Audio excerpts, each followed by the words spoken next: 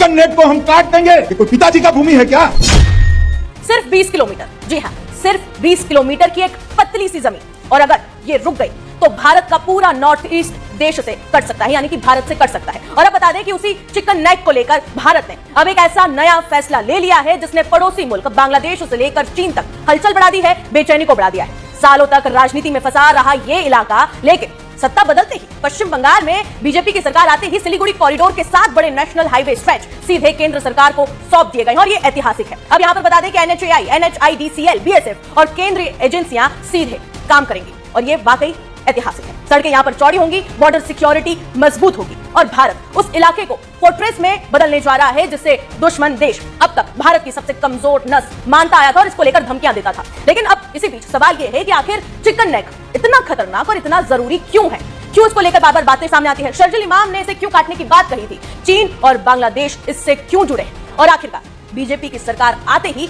ऐसा क्या हो गया अचानक जो सालों से रुका काम अचानक से शुरू हो गया है। अगले 4 मिनट में हम आपको ये पूरा खेल समझाने वाले हैं, इसलिए अंत तक बने रहिए। दरअसल बता दें कि भारत का चिकन नेक, यह शब्द आपने कई बार सुना होगा, यानी कि पश्चिम बंगाल का सिलीगुड़ी कॉरिडोर, एक ऐसा इलाका जिसकी चौड़ाई सबसे सकरे हिस्से में सिर्फ 20 से 22 किलोमीटर की है।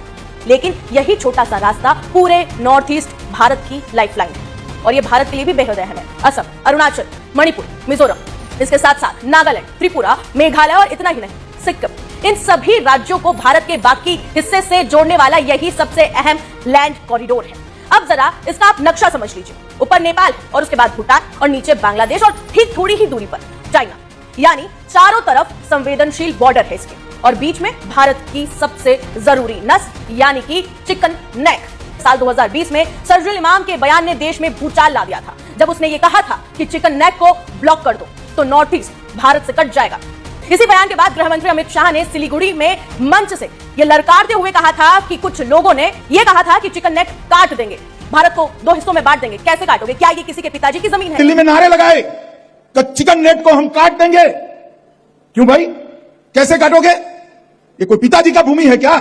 ये भारत का भूमि है, कोई इसको हाथ नहीं लगा पाएगा। शायद यही वजह है कि अब केंद्र सरकार इस पूरे इलाके को लेकर सबसे आक्रामक मोड और एक्शन में इस वक्त नजर आ रही है। पश्चिम बंगाल में सत्ता बदलने के बाद सिलीगुड़ी कॉरिडोर से जुड़े 7 अहम नेशनल हाईवे स्ट्रेच केंद्र सरकार की एजेंसियों को ट्रांसफर कर दिए गए और ये इसलिए भी ऐतिहासिक है क्योंकि ये सालों से रुका हुआ काम था। इन एजेंसियों का फोकस क्या होगा, अब आप उसे भी समझ लीजिए फटाफट। यहाँ पर सड़क का चौड़ीकरण होगा, मिलिट्री लॉजिस्टिक सपोर्ट मिलेगा, टनल प्रोजेक्ट्स यहाँ पर बनाए जाएंगे, बॉर्डर कनेक्टिविटी बढ़ा दी जाएगी और हाईवे स्ट्रेंथनिंग होगी, यानी कि बढ़ाएंगे यहाँ पर हाईवे। और ये फैसला ऐसे समय में आया है जब चीन और बांग्लादेश दोनों ही पड़ोसी देश भारत को लेकर